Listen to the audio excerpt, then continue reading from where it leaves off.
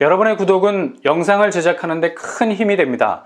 영상을 보시기 전에 구독과 좋아요 꼭 부탁드리겠습니다. 아울러 회원이 되시기를 원하시는 분들은 유튜브 채널 홈피 구독 옆에 있는 가입 버튼을 눌러주시기 바랍니다.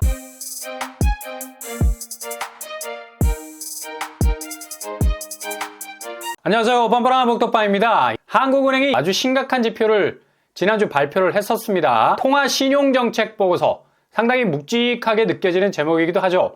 이런 보고서가 제목으로 느껴지는 무게도 있지만 실제로 이 안에서 나타내는 지표라는 포인트가 상당 부분 아프게 하는 예리함이 살아있어서 상처 부위의 내상이 얼마나 골마가고 있는지를 적나라하게 보여주는 부분이 있는데요. 드디어 판도라의 상자가 열릴 수도 있는 지경에까지 와 있는 기업 대출, 특히 건설업 관련 대출이 상당 부분 부실한 수익까지 올라와 있어서 이 부분이 2024년 부동산 지형도를 한 번에 바꿀 만한 모든 판이 바뀔 수 있는 폭발력을 가지고 있습니다. 한은의 업종별 대출 집중도 현황을 보면 현재 우리나라가 얼마나 한쪽으로 기울어져 있는 쏠림 현상이 심각한지를 고스란히 보여주고 있죠. 3분기 부동산업의 집중도는 3.3 수준으로 5개 업종, 부동산, 건설업, 숙박음식, 도소매, 제조업 가운데 가장 높은 수치를 기록하고 있습니다. 굉장히 기형적인 프레임을 가지고 있다는 얘기죠. 가뜩이나 지금 부동산 상황이 바람 앞에 촛불 같은데 이렇게 계란 바구니에 달걀을 몰빵 한꺼번에 몰아넣고 있으니까 이게 그냥 기우뚱해서 쏟아지기라도 한다면 그대로 흰자 노른자의 쉐킷 대환장 파티가 시작이 되는 건데, 중요한 건 이렇게 한쪽으로 업종별 대출이 부동산이라는 방향으로 기울어져 있어도 이걸 쳐낼 수 있는 산업 생산성, 그러니까 그에 걸맞는 수익률이 확보가 될 수 있다면 그리 큰 문제는 없을 수가 있습니다. 그렇게 자본이 온몸의 혈액처럼 돌고 해준다면 산업 생태계 자체가 건강하게 유지가 될 수 있는데, 문제는 대출 비중이 부동산 쪽으로 기울어진 기형 구조에서 가장 열악한 사업성과 더불어 수익률 부재 현장이 바로 또 부동산이라는 것도 문제라는 얘기죠. 그러니까 상처가 회복될 시간이 없다는 겁니다. 그대로 수술대 위에 올려놓고 집도를 하는 와중에 계속해서 지혈이 안 되는 응급 상황이 발생을 한다는 얘기예요. 지금 우리나라 부동산 상황이 딱 이렇습니다. 하나는 통화신용정책 보고서에서 특히 가계와 기업 대출 증가를 부동산 부분이 주도하는 아주 독특한, 이건 뭐 거의 중국 샘플링이라고 볼 수가 있겠죠. 중국도 지금 극심한 디플레로 가는 와중에 부동산이 산업의 기초를 떠받치고 있는 구조여서 이건 한국과 거의 쌍둥이와 같은 형태 가지고 있습니다. 부동산 시장에 이렇게 집중되어 있는 화력이 가장 큰데 문제는 실탄이 다 떨어졌다는 얘기입니다. 마땅히 장전하고 쏘을 수 있는 실탄이 없다는 얘기죠. 주택시장의 불확실성이 크다. 그만큼 한쪽으로 쏠려 있는 중심에 구멍이 뚫리기 시작한 건데, 가뜩이나 대출까지도 부실로 갈 수 있는 주택사업의 부진은 거의 뭐 핵주먹과 같은 파괴력을 가지고 한국 부동산 시장의 안면을 강타할 가능성 크다는 얘기입니다. 그냥 한 방 맞으면 골로 갈 수 있는 카운트펀치 맞을 수 있다는 얘기예요. 실제로 보고서 내에서 가계 및 기업 부채 현황을 보면 4월 이후, 그러니까 올해 상반기 엄청난 대출 규제 완화의 문이 열리면서 주택 관련 부채가 급증을 했다는 사실, 그리고 이렇게 수요가 몰리니까 업종별 대출금 비중에서 부동산업의 대출 집중도도 계속해서 오름세를 유지했다는 것. 그래프를 보더라도 그냥 전형적인 V자 반등으로 가고 있죠. 가장 악화될 수 있는 V자 반등이라는 얘기입니다. 이 지표가 심각한 건 그냥 맞다이로 개인 대 은행이 붙은 대출이 아니라 파이가 확대된 거죠. 바로 기업 부분까지 은행이 범위를 확대한 까닭에 상반기 가장 공포의 대상이 되는 PF 문제가 그냥 제2금융권 선상에서 위협을 주는 게 아니라 국내 5대 은행이라고 하는 시중은행까지도 위협할 수 있게 된다는 얘기입니다. 당장 뭐 대형 건설사 하나가 휘청거렸고 1월로 넘어가면서 간신히 버티고 있는 중소형 건설사들, 그냥 도매급이 될 수밖에 없는 위기 속에 있습니다. 그 지표가 바로 건설업종 대출 잔액으로 결과값이 나오는 건데 11월 말까지 23조가량으로 집계가 된다는 얘기죠. 문제는 항상 대출이라는 말에 꼬리표를 달 수밖에 없는 연체율. 돈을 빌렸는데 그 돈을 못 갚는다는 거죠. 이것만큼 은행에 치명적인 건 없을 겁니다. 현재 1,051억 정도의 규모로 연체액의 증가 속도가 늘어난다는 건데 2021년보다 무려 3배 이상이라는 겁니다.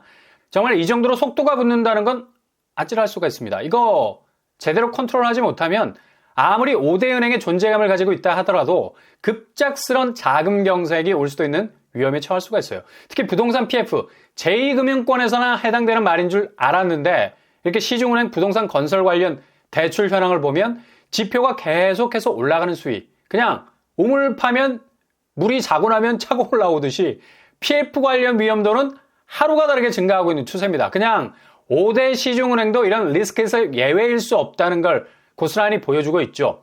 이번에 태형건설과 연관된 은행들 대부분 시중은행들이었습니다. 산업은행, 국민은행, 기업은행 순으로 장단기 차입금 액수가 많았던 것 정말 의외의 한방이었죠. 대체로 만기가 빨리빨리 돌아오는 사업장, 여기가 그냥 넘어지기 시작하면 정신없이 소나기 부도가 터지기 시작하는 건데, 그래서 지금 국민은행, 신한은행이 중점적으로 6개월 내 만기가 도래하는 업장들 중점적으로 주기적인 모니터링을 진행하고 있다고 합니다. 이렇게 상황이 급박하게 돌아간다는 건 그만큼 지금 부동산 건설 자금 회전에 빨간불이 들어온 거나 마찬가지라는 얘기인데, 이 상황에서 지금 주택시장은 거의 아작이 나고 있는 상황입니다. 확실히 매매가는 10월 들어서 분명한 하락 조짐을 보이기 시작을 했다는 걸 한국은행 통화정책 신용보고서에서도 등장하고 있고요. 심리지표도 완전히 꺾이기 시작하고 있다는 걸 볼 수가 있죠. 가격 상승률, 도표를 봐도 지금 서울을 비롯한 수도권, 비수도권까지 죄다 약세 지표를 고스란히 보여주고 있다는 걸 알 수 있습니다. 지금 기대 인플레 지표 자체가 확실하게 잡히지 않는 상황에서 갈수록 주택에 대한 수요는 쪼그라들 수밖에 없는 게 아주 분명한 팩트라는 사실이죠. 이게 단순 단기적인 하락으로 가는 그냥 언저리의 일시적인 현상으로 아무리 치부하려 해도 모든 지표는 단순한 하락 사이클이 아니라는 걸 여실히 보여주고 있습니다. 이제 한국 부동산 심리 자체는 거의 패러다임의 전환을 맞이하고 있다는 얘기입니다. 부모님 세대에서 보여줬던 묻지마, 집에 대한 매집 현상, 그만큼 당시에는 시세 차익이라는 실익이 있었던 시대였습니다. 근데 이젠 이런 시대와는 굿바이, 아웃피더제인, 사요나라, 짜이제인이 되는 겁니다. 그렇게 집을 긁어서 모을 수 있는 능력도 없을 뿐만 아니라 그렇게 애써서 집을 긁어 모아봤자 실익이 전혀. 부동산 자체가 아주 든든한 자산 불리기 수단으로서의 기능 완전히 상실했다는 거고요. 그렇게 긁어 모은 과정에서 생긴 부산물, 부채라는 멍에는 자칫 3대가 짊어지고 갈 수도 있다는 얘기죠. 그러니 지금 부동산으로 쏠렸던 현상은 그동안 윗세대에서 몰아쳤던 자금 쏠림 현상 자체가 빚어낸 허울 좋은 자산시장의 신기루, 한순간에 버블이 될 시점에 와 있다는 거고요. 이게 딱 우리가 지금 넘어가고 있는 2023년과 2024년 사이에 걸려 있다는 거예요. 그러니 여러분들은 지금 한국 부동산의 역사 한가운데 그것도 가장 격변의 시기, 일본 버블보다도 더욱 하강 국면으로 빠져들 수 있는 집값의 날개 없는 추락을 두 눈으로 목격하시게 될 겁니다. 결국 2024년도는 지금까지 인고의 세월을 보낸 무주택자들이 대박을 맞을 확률이 높은 한 해가 될 것으로 보이고요. 이렇게 부동산 판도가 바뀌는 건 가슴이 바운스. 그냥 경제 히스토리, 짤에서만 나오던 얘기들이 이제 막상 한국의 상황에서도 우리 눈앞에서 벌어지고 있다는 게 정말 역사의 한 토막을 살아내고 있다는 건데, 그래서 이번 하락장은 1차, 2차로 단순하게 나뉘어지는 사이클상의 변화가 절대 아니라는 얘기입니다. 근본적으로 변화를 하고 있는 거고, 기초가 무너지는 거고, 다시 리셋 버튼을 누를 수 있는 새로운 대격변기에 와 있다는 사실이죠. 지금 금통위에서도 실물자산 보유 비율, 그러니까 부동산을 말하는 거죠. 미국, 일본, 영국보다 최고 50% 높다는 게 문제라는 지적이 나올 정도죠. 실제 금융자산보다 실물자산, 부동산 쪽으로 지나치게 자산 비중이 높으니까 당연히 차입금은 증가할 수밖에 없는 거고요. 부동산은 뭐 대출을 낄 수밖에 없는 건데 계속해서 부채의 악순환이 생길 수밖에 없는 겁니다. 부채라는 자가 발전기 무한대로 돌려서 실물 자산 쪽 호주머니가 터지도록 쑤셔넣고 있는 건데, 이렇게 되면 채무 과잉이 커질 수밖에 없는 거라는 결론까지 얘기하고 있어요. 결국 이런 악순환의 고리를 끊을 수 있는 유일한 방법은 바로 부동산 가격의 조정이라는 얘기. 실물 자산의 비중이 주변으로 해체가 되기 위해선 그만큼 집값이 내려가야 돈이 별로 안 되네, 금융 쪽으로 가야 되네, 이런 획기적인 피벗, 방향 전환이 일어날 수밖에 없는 겁니다. 완전히 지금의 거품이 빠져야만 집값 악순환에서 탈출할 수 있는 비상구가 열린다는 얘기죠. 지금 시장 자체의 요동치는 변화가 이런 집값 하향으로 가는 궤적을 만들어내고 있는 것도 기적입니다. 그만큼 부동산 심리가 정상적인 방향에서 집에 대한 가치를 다시 새로운 컨셉으로 바라보기 시작을 했다는 거고, 워낙 경기 자체가 안 좋으니까 당연히 무리를 못하는 점도 있지만 더 이상 실물 자산에 대한 매력이 훅 떨어져 간다는 거죠. 집값 정상화에 대한 시간이 상당 부분 걸릴 것으로 예상을 했지만 이 예상은 완전히 빗나가게 됐습니다. 2024년도 상반기가 완전히 집값 자체의 근본적인 뼈대가 갈리는 시점이 될 것으로 보이고요. 한국이 최단 기간 안에 경제 성장률을 기록한 것처럼 집값 상황도 세계에서 유례를 찾아볼 수 없을 정도의 속도로 매매 시장에 급변하는 매수세의 움직임이 손절에 가깝다. 그래서 그동안의 집값 상승에 대한 반격에 가까운 매수세 동결 스탠스로 밀고 나갈 가능성이 높기 때문에 빠르게 집값은 거품이 터지기 시작을 하게 될 거고, 저출산과 결혼 기피 현상이라는, 이건 부동산 시장의 왜곡이 만들어낸 당연한 결과물이죠. 문제가 복잡해 보이지만 좀 전에 말씀드린 것처럼 집값 떨어지는 게 또 2015년 이전으로 돌아가는 게 이 모든 부작용의 유일한 해법이 될 수 있는 겁니다. 당장 1월에는 국내 부동산 PF 문제로 도산 위기에 처할 중소건설사가 많을 전망이어서 이런 분위기는 그대로 부동산 시장을 직격하게 될 겁니다. 금리가 부동산 시장을 견인할 거라는 예측, 너무 많은 국내 부동산 위험 요소들의 변수 때문에 기후에 지나지 않을 것으로 보이죠.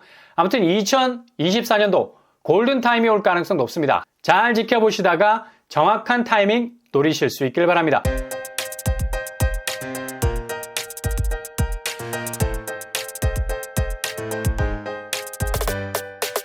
오늘의 부동산 캐릭터처 2023년 마지막 주간 한국은행 지표는 확실히 한국 경제가 너무 한쪽으로 쏠려 있는 업종 편차가 심해진 기울어진 구조고, 게다가 그쪽으로 자금이 죄다 쏠려간 천문학적인 대출 규모, 이거 다 시중은행이 익스포저, 노출이 된 상황이고요. 갈수록 주택산업은 고갈이 되고 있는 수익성 때문에 대형 건설사가 워크아웃하는 엄청난 위기감을 느끼고 있습니다. 경기 지표가 갈수록 좋아진다 하지만 실제 현장에서 체감되는 체감도가 제일 중요하기 때문에 실질 소득 감소로 인한 소비 위축이 집값을 계속해서 아래로 끌어당길 거고, 인구 구조의 DNA가 완전히 변해버렸죠. 주택 시장을 바라보는 컨셉이 달라졌다는 거고요. 윗세대 집 설거지할 이유 없고 상황 지켜보면서 스스로가 가져갈 집의 구조를 재편하는 세대가 왔는데, 아직도 구시대적인 자산 시장의 수익률 계산기를 두드린다는 건 정말 한참 잘못된 오판을 불러일으킬 수가 있다는 거죠. 여러분의 길이 꽃길만 되실 수 있길 바랍니다. 이상으로 뻔뻔한 목돈빵을 마치겠습니다. 구독과 좋아요 부탁드립니다. 감사합니다.